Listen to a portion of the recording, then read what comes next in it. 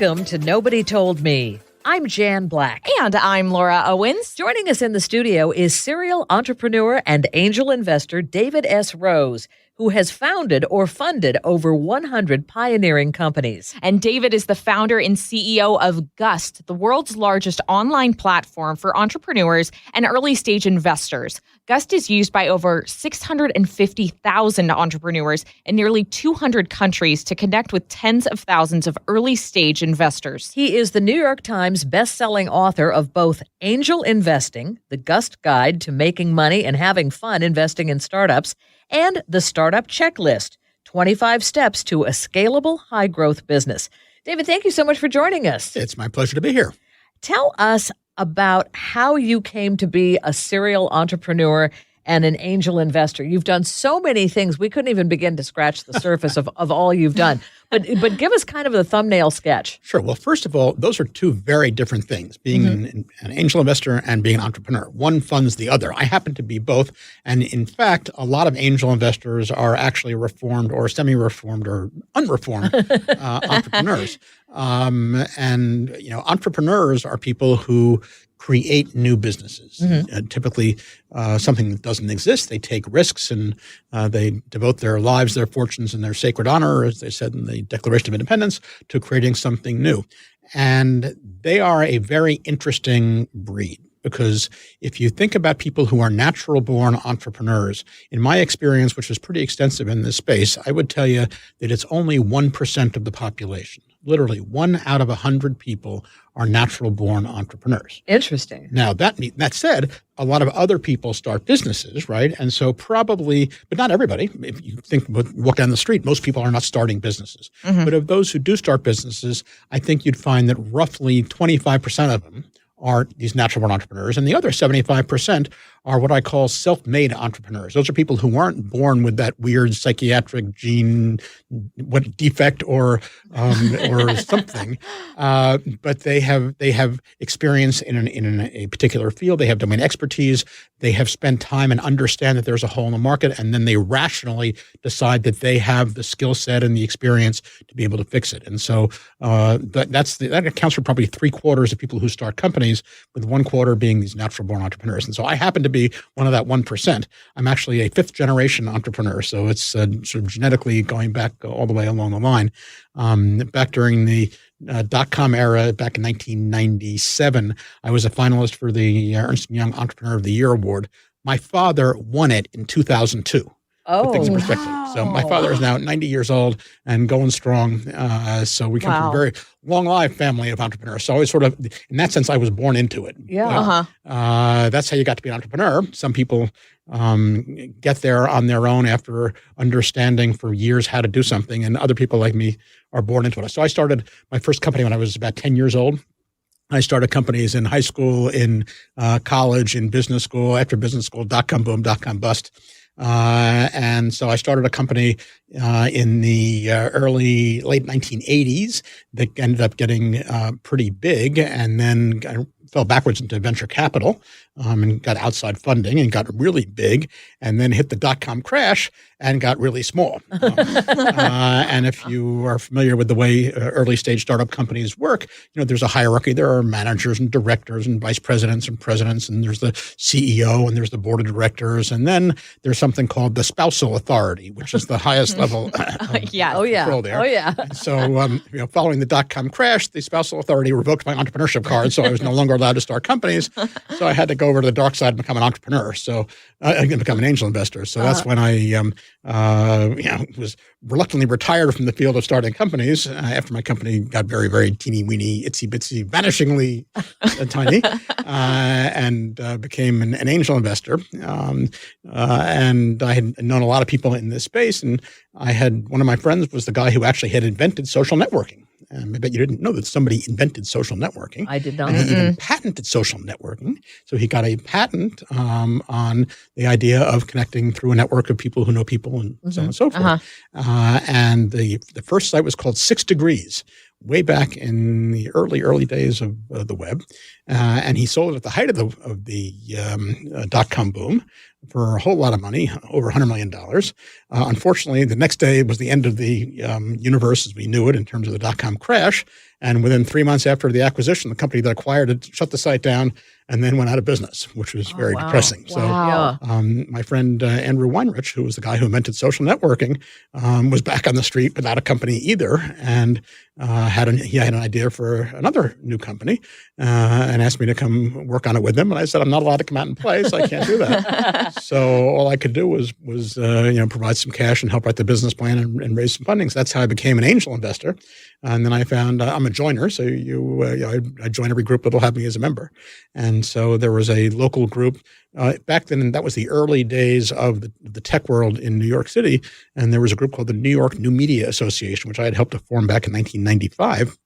And they had an angel investor program where people who were pundits or investors or who had made it in the first round would hear pitches from early stage companies and write checks. And so I joined that group since I was now an angel investor. And then that was still in the nuclear winters, we call it, after the dot-com crash. And so then in short order, the New York New Media Association went under as well. But the angel group, which was the angel part of it, which was functioning, it had enough legs to sort of survive. So I took that over, kicked out everybody who wasn't writing checks, and founded New York Angels. So New York Angels is one of the largest, most active groups of angel investors in the world. So I founded that back in 2004. So that's 15, 16 years ago now, and started looking and doing a lot of early stage investing. And so I've got about 120 companies in my portfolio at this point over time. At my height, I was doing probably 10 or 15 companies a year that I was investing in. And we had all kinds of interesting companies. So, for example, you're probably out here in San Francisco familiar with Jump Bikes, the Uber. Of course, yes. So I was the first investor in Jump Bikes. I was chairman of the board of Jump for 6 years until we sold it to Uber. I don't know if you're a comic book fan, but Amazon's comic book operation is called Comixology, which has they publish comic books from DC and Marvel digitally and so on. I was the first investor in that and chairman of the board of that. So I have a whole lot of interesting companies along the way. And back in, having started this early stage angel investing group, I realized after a couple of years that it was a very discombobulated, non-technologically intermediated universe and very disorganized. And it was people randomly showing up at events, or somebody you met in the street or your friend's friend has a deal. And I figured that using technology, there had to be a better way to organize this.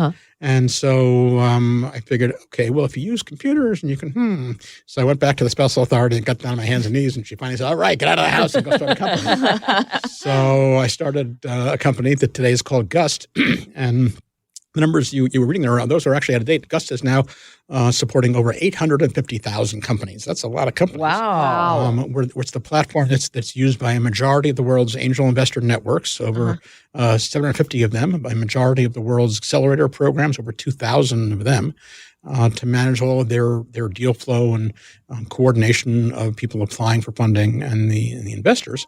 And then on the other side, we have over 85,000 early stage investors who belong to these groups and judges for accelerator competitions and so on, who use our platform to look at and do diligence on these companies. And so the result of that is, because we have over 3,000 organizations that use Gust to manage their deal flow, and all these entrepreneurs who come in and create profiles which they can then share with individual angel investors or these groups.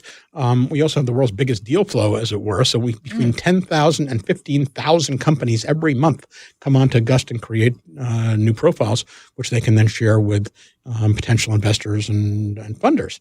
And then we found something really interesting along the way, which is, of those 10 to 15,000 companies every month who were looking for funding, you would think, they're all late stage companies. They're like Uber or Apple. Well, no, it turned out that actually half of them, when they came onto Gust and started applying for funding, were not even incorporated yet.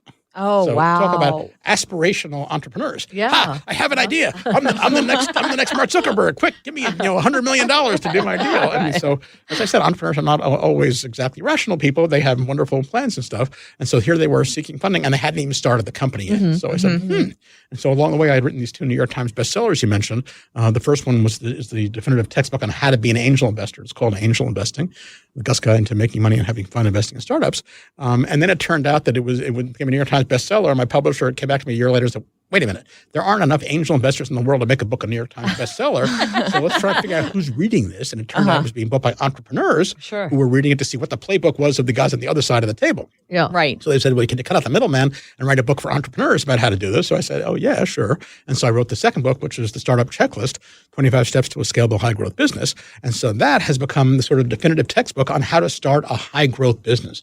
And that's now been adopted by over 500 universities in the country as the textbook for their entrepreneurship programs. And so here I've written this whole book about how to actually start a company and sort of nuts and bolts, how to incorporate and what do you do with your lawyer and how do you issue stock options and what kind of company should you be and all that kind of stuff.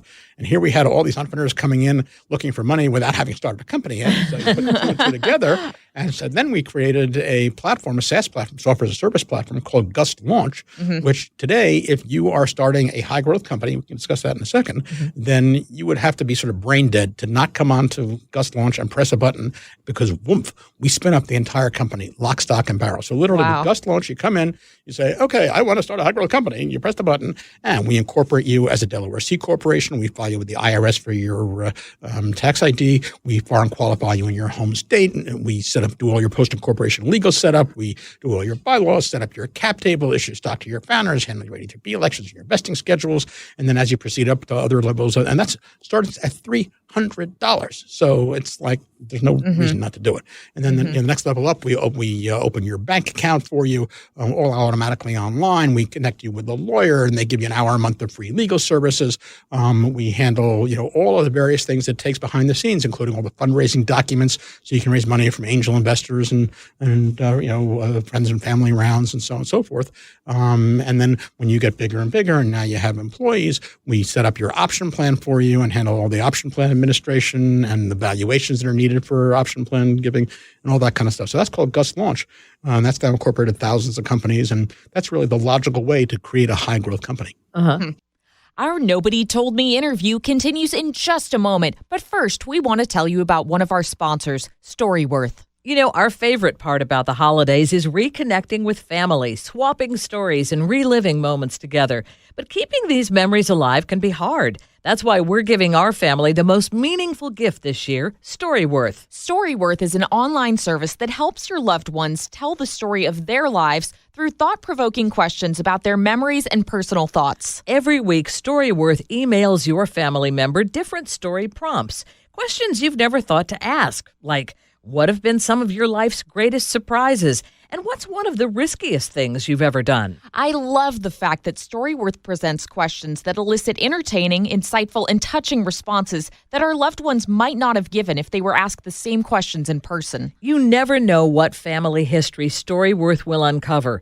Thanks to Storyworth, I learned that my father's proudest moment was the time he saved another boy from drowning. There are several hundred questions you can choose from, and you can also write your own. Storyworth makes it easy for a person to write their story 1 week at a time. After 1 year, Storyworth will compile every answered question and photo you choose to include into a beautiful keepsake book that's shipped for free. Preserve and pass on memories with Storyworth, the most meaningful gift for your family. Sign up today by going to storyworth.com/nobodytoldme. You'll get $20 off your first purchase. That's storyworth.com/nobodytoldme for $20 off. As an entrepreneur, I'm wondering how people can decide whether they need to go for angel investor backing, venture capital firm backing, or bank backing. Sure. So let's deconstruct those. There are actually 2 other things in addition to the 3 you just mentioned. So you mentioned angels, VCs, and banks. So the 4th would be friends and family. Yes. And the 5th would be your personal pocketbook. People don't want to touch that. Well, we just did, and we actually just did that in reverse order, right? So I will tell you, the very first cash into a company Every company, everywhere, at all times is your own personal cash. Because if you are not willing to put your personal cash behind your business, ain't nobody else going to do it. So you're the first cash in. Okay. And then you now have an idea. You have something. You put your cash in. You've started to do something. You started to code something. You started to whatever, right?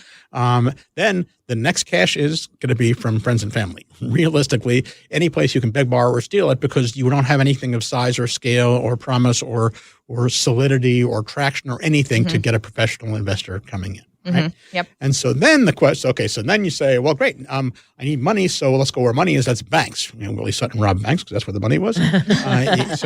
You go to a bank, you say, can I have some money for my startup? And the bank looks at you like you have three heads and said, no, because banks are not in the business of investing in companies. Banks take no risk. Banks are not in the risk business. Banks are in the renting money business. So a bank will say, okay, we'll give you $100.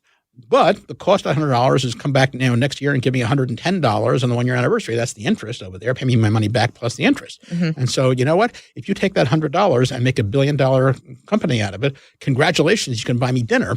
But all I want back is the $100. On the other hand, if you take that $100 and your whole business fails and you lose $100, I'm sorry, maybe I'll buy you a hot dog, but I got to get that $100 back, right? Regardless of what happens. So banks are not interested in taking risk, which means that no way do banks lend money ever under any circumstances to startups. They might lend it to you personally if you put up your house, your car, your dog, your mother, or whatever it is as your collateral for it. But they're not going to lend you the company money. So forget banks. Okay, we'll take that off the spec. So first cash is from you. The second is from friends and family who love you because they love you and they want to support you.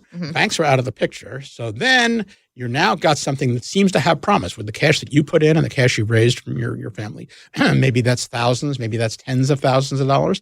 For most people, that doesn't get to hundreds of thousands, but for some people it can. So typically at this point, it's sort of in the tens of thousands of range. And so frankly, if you're an entrepreneur, if you're serious about starting a business and you can't figure out some way, somehow, to get the tens of thousands of bucks sort of on your own, just by brute force, right? It's either your own credit cards or your family or you're getting 3 jobs in the gig economy or you've saved up stuff with your paper route for 15 years or you find somebody in a whatever who's in the business that you're in who will sponsor you, something, somehow. That's just hard scrabble doing it, right? That's sort of table stakes. But then if you think you really have promise in this thing, it could be a very big thing. Now you're looking for outside capital, outside people who don't know you. It's not that they love you or have faith in you. They are looking for a return, a big return. You're asking them to put up money early on, take a big risk on your unproven, non-existent business. And why are they going to do that? Because they think they can make a boatload of money. And it turns out that for angel investors who are individual people like me who write checks in these businesses, we see 40 possible companies for every one in which we invest. Wow. So the odds are 1 out of 40 for you to do it. And so it's really, really tough getting an angel investment because if you think about it, there are 39 other people just like you, 39 driven early stage entrepreneurs who have a great idea that's going to change the world and they have done all this stuff. And so you're competing with them, right? That means the stakes are pretty high as to what it takes to get that done. It used to be in the old days that, you couldn't do much of anything without an idea. So you had to get money ahead of time to go build your idea. But today, with all the tools that are available online, all of the free and open source and, platforms out there, pretty much anything you want to get started, you should be able to do regardless of money, right? It'll ultimately take money to scale it. And so therefore, if the other 39 people who are looking for an angel investment are doing that, that means you better do it too, or you have no chance at all, right? And so the reason that we said angel next to not VCs is that there are many, many fewer VCs than there are angels. And VCs, the difference between a VC and an angel investor is that an angel investor is an individual person who is writing a check out of his or her own pocket and for idiosyncratic reasons, because they think that what you're doing is making a lot of sense for them, right? A VC is a professional money manager. A VC raises a big pool of money from other people called limited partners, typically institutions that have a lot of cash. pension funds, insurance companies, university endowments, really, really super rich people, so on and so forth. So they will raise a big pot of money, hundreds of millions often, and then they will invest that into early stage companies. Because these funds are relatively small, they have, not a lot of, they have to, husband their resources and put money into relatively big chunks, millions of dollars or more. So they're looking for companies, they're typically at a later stage than the kind of things that angel investors might do. So a typical angel investment per person per deal can be about $25,000 right today in the U.S., whereas for VCs, you're looking at millions of dollars over there.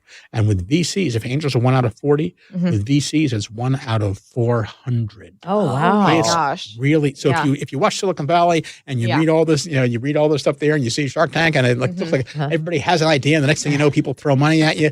It doesn't work that way. It's really, really tough. 400 to 1 against VCs, 40 to 1 against angels. So what do you have to say to make your case to get money if you are starting a startup or a small business, the whatever? next interesting misconception. It's not a question of what you have to say. It's a question of what you have to be. Okay. What are you? Right. So it's not a sales job here. It's who you are as a person. And No, that's partly it, but it's partly what the business is. Remember, angels are not doing it because they like you, because they're suckers who can get pitched by a good story. They're in it to make money, and they've seen, if they're seeing 40 deals for everyone they invest in, they've seen hundreds or thousands of deals, and they've seen what worked, what doesn't work, and so they have some general ideas about the kinds of things it takes to do it. And so what they are looking for, typically at the angel stage, is an investment that can return 30 times their original investment within 6 or 7 years. A 30x return. Now, if you think about what that means, right? So, for example, if you're looking to raise $1 million and you say, okay, I'm going to give you 10% of my company. So Shark Tank works with this strange math where I'm looking for $1 million, 10% of my company. That's not the way. First of all, the math is wrong. And second of all, that's not the way the real world works. Because so the Shark Tank guys say, and then say, well, you think your company's worth $1 million and $10 million because you're here? But the answer is, well, no, because you're putting in $1 million, right? So therefore, if you get you get 10% of my company for putting in $1 million, right? That means the whole company is worth $10 million after you invest, which means I'm not getting credit for your $1 million, so you got to back out your $1 million. So I think my company's worth $9 million today, plus your $1 million makes it 10, and that's what you're getting 10% of. But the problem with that is, if you invest, the company is for 10% and it's worth $10 million, right? After your investment, and you're looking for a 30x return, that means within 5 or 6 years, that company has to be sold for $300 million. 30 times the 10, right? Oh my gosh. Yes. Yeah. Well, the number of my companies Big promises there. Number of my companies that have actually sold in 6 years for $300 million would be at 120. That would be 0. Right? So sure, you could hit Uber. That would be really great, right? And it so happens that one of the very first deals that New York Angel members invested in was Pinterest, which was wow. the whole story, right? And Jump got acquired by Uber, so I have a piece of that. But the answer is 300x don't happen. 30x don't happen that frequently. So therefore, or the 300 million doesn't happen that frequently. So therefore, back it down. So no, you're probably not worth $9 million for your first angel investment, right? So what are, so typically what are exits? What do they look like? $30, $50 million, $75 million, $100 million. And so if I have to do a 30x, right? If I think that you can actually sell the company in, 5 or 6 years, call it 6 years, for a, $50 million valuation, right? That ends up when by the time you back it out, for me to get let's say 60 because it's easier, right? So $60 million, for me to get 30x on my money, that means I have to invest at a $2 million valuation, right? And you have to take no other money in after me, which would dilute my thing, which rarely happens, right? And so if you needed $1 million, and I was putting in $1 million, and the company's worth $2 million, it ends up. So therefore, don't believe what you see on TV. Getting angel investments is very difficult. Getting VCs is next to impossible for the average person. Of course, it happens, but the odds are very much against you. And the valuations you see are the outliers. They're the ones that have been for various reasons down the road. And when Uber started, the first round for Uber was at about $2.5 million, $3 million valuation, not $50 or $80 billion. Our Nobody Told Me conversation continues in just a moment. You know, much like our extraordinary guests on Nobody Told Me, many Air Medcare Network members have their own inspiring stories to share. They never thought the unthinkable would actually happen to them. But when it did, they were relieved to have their Air Medcare Network, AMCN, membership. If a medical emergency arises, Air Medcare Network provides members with world-class air transport services to the nearest appropriate hospital with no out-of-pocket expenses. More and more, insurance fails to cover the full cost of a medical emergency. Secure protection and financial peace of mind for your entire household by joining Air Medcare Network today. Memberships cost as low as $65 a year and cover 38 states. Plus, right now, as a Nobody Told Me listener, you'll get a $10 Visa gift card with a new one-year membership. Visit airmedcarenetwork.com/nobody and use offer code NOBODY. Again, for a $10 Visa gift card with a new one-year membership, just visit airmedcarenetwork.com/nobody and use offer code NOBODY. What criteria do you look at? You mentioned you have a really diverse portfolio, so you're not just sticking in one thing.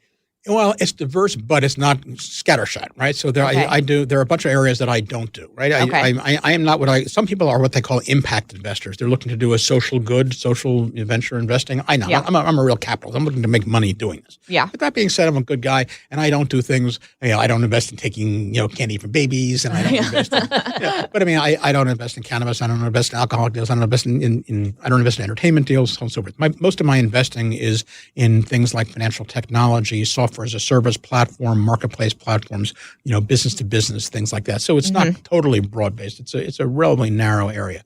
But when investors look at a company, they are trying to see, is this the kind of company that can be this scalable, high-growth business, this rocket ship, right?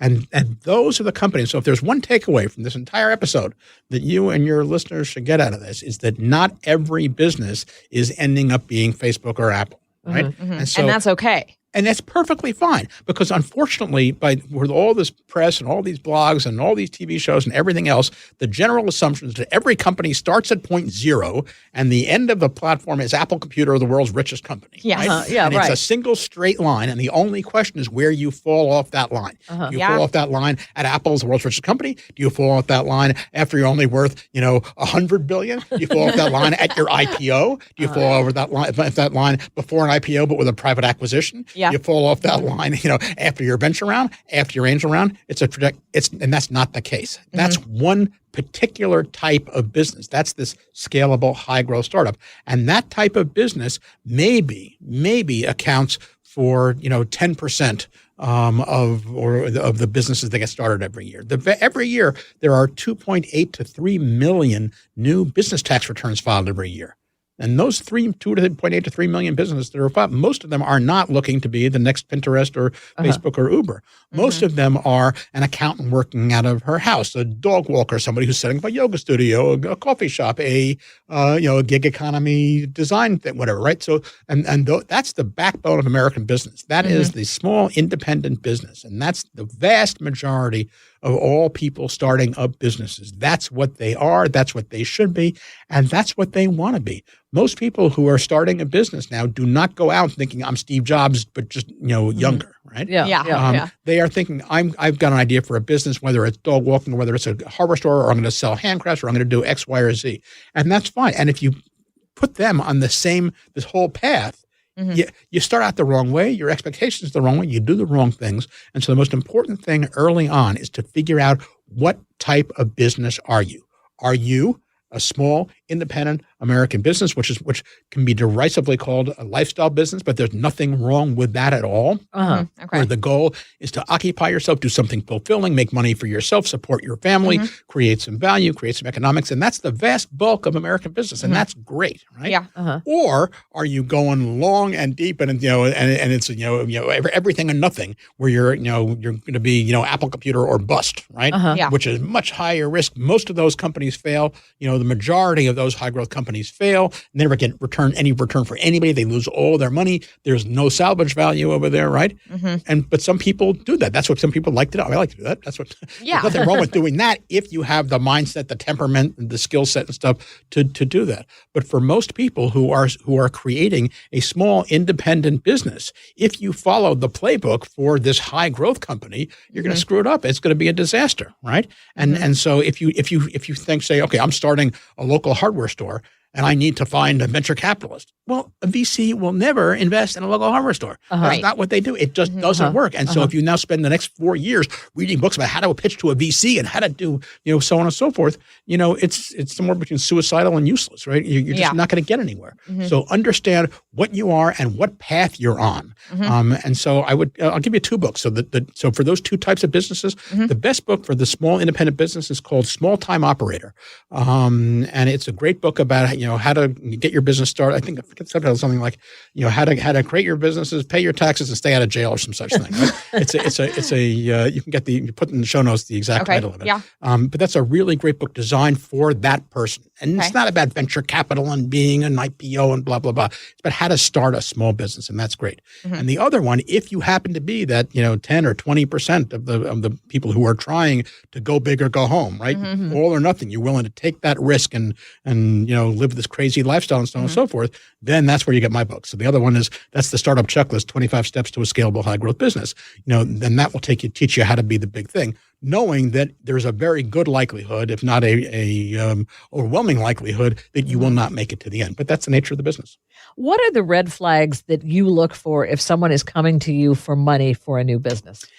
So now we're talking here. If you're looking for money, that means you've already decided you're not a small independent business. You are this scalable, high growth business, right? So what do we look for? We look for first of all, a market that you're in that is big and growing. If you come up with a grand, amazing new business for buggy whips, right? Okay, I mean, you guys do horses, but the market for buggy whips is not exactly a big growing market that can support the kind of 30x return that I need.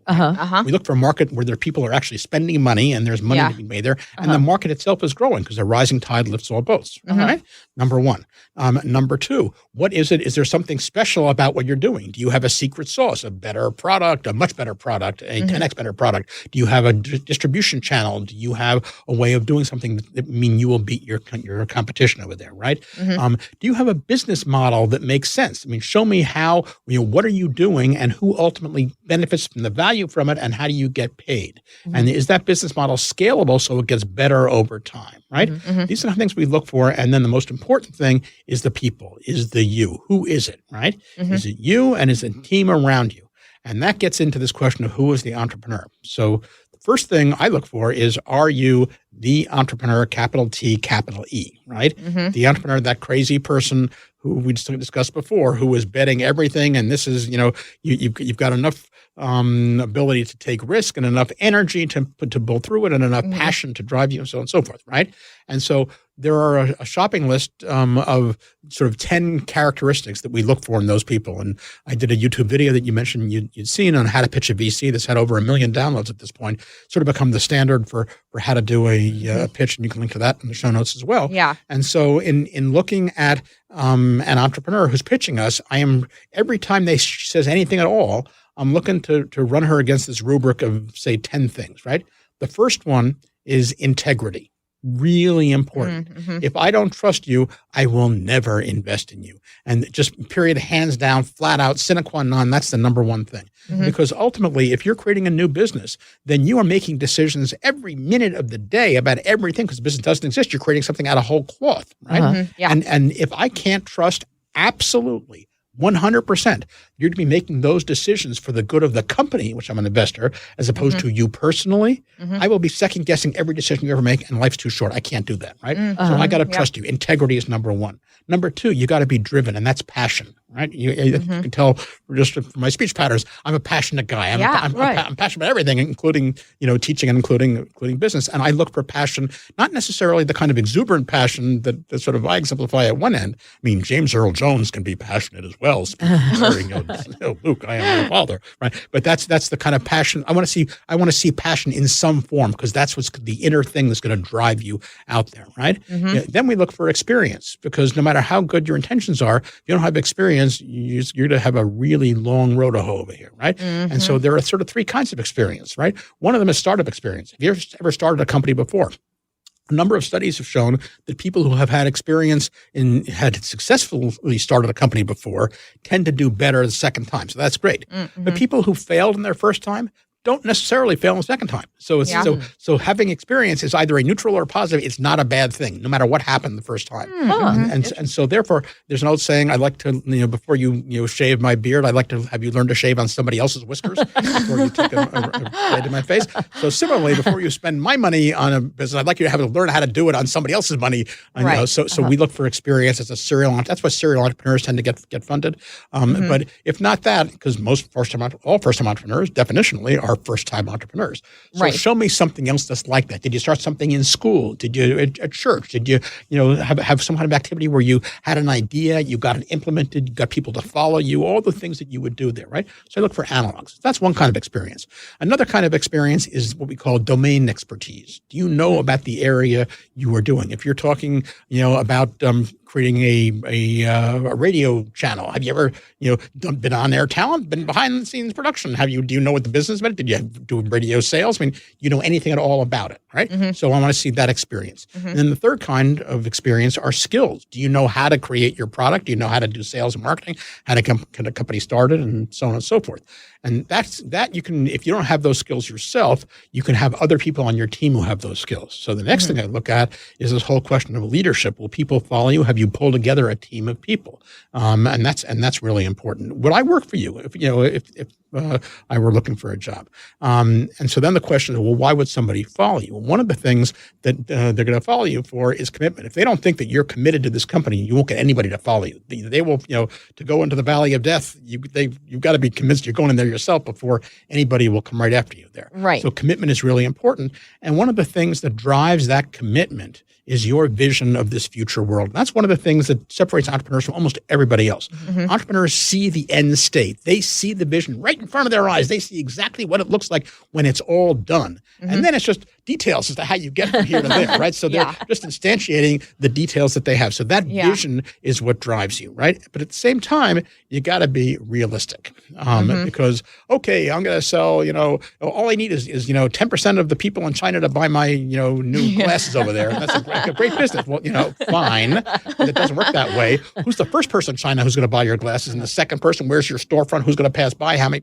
So I want to know who your customers are first, second, and third. So that's realism, right? So you got to temper the vision on the one hand with realism as to how you get there on the other hand. And then finally, there's this whole question of flexibility, the ability to pivot, the ability to deal with setbacks, and the ability to listen to advice, right? So I've had a lot of experience in the startup world. I am not always right. I'd like to think I'm often right, but not always right. And so I don't ask that you do everything I tell you to do. I do require that you listen to me and then process it and then make a decision. So hear me out. And there's some experience here and there's some intelligence and I'll give you my best shot, but you're the entrepreneur, you make the decision. But I need you to be sort of coachable and flexible. So that's the sort of rubric of the things that we look for in an entrepreneur before we invest. And then on top of that, you have all the things we talked about before, the business model, the marketplace is growing, the special secret sauce, how you compare with your competition and so on and so forth. Our Nobody Told Me conversation continues in just a minute after we share some information about one of our sponsors, Ritual, the obsessively researched vitamin for women. We all want to do the right thing to keep our bodies healthy, but even if we try hard to eat kale salads and drink green smoothies, we're still most likely not getting all of the essential nutrients we need on a daily basis. Enter Ritual Essential Vitamins. 2 easy-to-take capsules provide 9 nutrients most of us don't get enough of from food, all in their clean, absorbable forms. No shady additives or ingredients that can do more harm to your body than good. I've always been prone to nausea when I take my vitamins, but when I take Ritual Essential for Women every morning, I love the fact that its anti-nausea capsule design is gentle on an empty stomach. I hope you'll check out the Ritual.com website and see for yourself, like I did, just how Ritual Essential vitamins are different from other vitamins. I've been taking Ritual Essential for Women 50 plus, and I look forward to it every day. Ritual Essential vitamins smell minty, and I love the way they leave your mouth feeling fresh, not with the fishy aftertaste other vitamins have. That's one of my favorite parts about Ritual as well. But we have to remember, better health doesn't happen overnight. Right now, Ritual is offering our Nobody Told Me listeners 10% off during your first 3 months. Fill in the gaps in your diet with Essential for Women, a small step that helps support a healthy foundation for your body. Visit ritual.com/nobodytoldme to start your ritual today. That's 10% off during your first 3 months at ritual.com/nobodytoldme. David, as our final question, we always ask all of our guests, what is your nobody told me lesson? So what is it that you wish somebody had told you about investing that you wish that they had at the beginning of your career as an angel investor that would have saved you some money and some hard times? Do your diligence. The biggest problem for angel investors who were once entrepreneurs or are entrepreneurs, and actually the average angel investor, the average angel who belongs to a group of angel investors in the U.S. That belong to the Angel Capital Association, has been an entrepreneur for close to 15 years and has started 2 or 3 companies. So we are, angels are semi-reformed entrepreneurs, and therefore we think like entrepreneurs. We think with the same vision and craziness and risk tolerance and so on and so forth, and the same go with your gut. Your gut is great, right? Gut doesn't always work in angel investing, and it often doesn't work, right? And so it turns out that if you're enamored of an idea, do the diligence, do the research, interview the customers, try the product, look at the numbers, see, does this make sense? It's all too easy for an angel investor, especially one who's been an entrepreneur, to get carried away by the same exact entrepreneurial zeal that is following the founder to do this. Right. When in reality, both of them would do a lot better to sit back and look at the numbers, do the research, check the customers, see the very hard truths about what's going on. I have another question. How do you deal with failure? What do you do when what you invested in or what the idea you came up with is a bust? Remember Rudyard Kipling's If you can meet with triumph and disaster and treat these 2 imposters just the same. And so the answer is, if you can't deal with failure, you should be neither an entrepreneur nor an angel investor, because both of those have failure written all over them in every aspect. And a majority of all angel investments fail, and a supermajority of all early stage first-time startups fail. And so therefore, you have to understand that that's part of the game. And so it's not, you shouldn't go in wanting to fail. You shouldn't go in expecting to fail. But if failing is going to knock you for into psychological depression, knock you for a loop, you will never be able to get up again, then this is the wrong business for you. So, but what you have to do is look at this rationally. Know you're taking it. People say entrepreneurs are not risk averse. They take crazy risks. I look at entrepreneurship and by extension angel investing not like sky jumping or wingsuit jumping and stuff, which I think is insane. Pardon those people who do it. But entrepreneurs don't think they're taking risks. They think they see it very clearly. They think they're making a rational decision based on what they know. It may be something that everybody else would think is a risk, but it's not gambling, right? So they're looking to reduce the level of risk. And so, the important thing is to understand, what you're doing and understand the fact that it might fail and you might have to pick yourself up and start all over again, right? And I've done that multiple times in my life. And it was tough because I started a very sort of charmed life from early on. And my first failure was that first big company in the dot-com crash. Until then, virtually everything I had done for the first 30 years of my life, had been a sort of unending stream of success. And then all of a sudden I have a failure of a company over here and people are out of work and it's a real problem.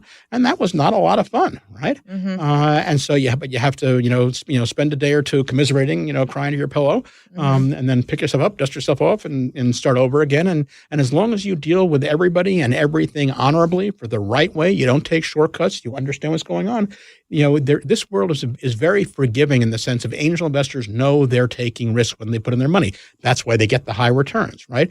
People who work in startups know or should know that it's not guaranteed lifetime employment, right?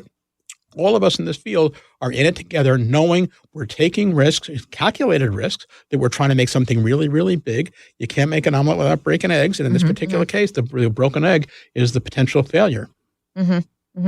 And how can people connect with you and learn more about all this amazing advice that you have? Where can we get more of it? Well, first of all, there's a website called Quora. I don't know if you guys are familiar with Quora, Quora. Yes. I've been on Quora since the beginning, and I am addicted to answering questions that anybody writes. Matter of fact, the reason I'm on Quora is because my family and all my employees have given up listening to me. They refuse to listen to any more answers here. And on Quora, people write questions. They want my answers. So I've written close to 10,000 answers on Quora at this point about angel investing and startup entrepreneurship and stuff. So I think when last thing Quora had about 300 or 400 million monthly unique visitors, and I think I'm the 42nd most followed person on Quora. Gosh! So the best way to find my pearls of wisdom, or such as they are over here, is to go to Quora.com and just look for David S. Rose. Alternatively, if you're interested in Gust in creating a high growth company, remember this is not for the typical independent small business. Yes. But if you're looking for a high growth company, go to Gust.com. Gust.com. And if you're a masochist and just want to get more information about me, you can go to davidsrose.com. Okay, super. We thank you so much for stopping by. This has been fabulous. We could go for hours and hours. I know. We're just holding on to every word. We're addicted to this. I know. This is, and I love your energy. It's amazing. How do you do that? Again, we are all so lucky, right? I go through life aware of how lucky I am in every way, in terms of health, in terms of my parents are 89 and 90 and completely compass mentis and alive and functioning. My father's second book is coming out next month. My mother's book. Everybody in my family had books out a couple of years ago simultaneously. My mother's outranks me on Amazon. My father's was a Kirkus best 50 books of the year. My sister's won the Phi Beta Capital Award for best history book of the year. I only had a little New York Times bestseller, but So between whether it's family, whether it's I get to do what I love, which is entrepreneurship, whether it's teaching and stuff. And one of the things, I was happened to be born with very high energy. So I don't sleep a whole lot. I'm a high energy person, and you can't train that. I don't take credit for it. It is what it is, but it makes life a lot of fun. Wow. Yeah. Well, David, we thank you so much for stopping by. Again, our thanks to David S. Rose, whose books are Angel Investing, The Gust Guide to Making Money and Having Fun Investing in Startups, and The Startup Checklist, 25 Steps to a Scalable High-Growth Business. I'm Jan Black. And I'm Laura Owens. You're listening to Nobody Told Me. Thank you so much for joining us.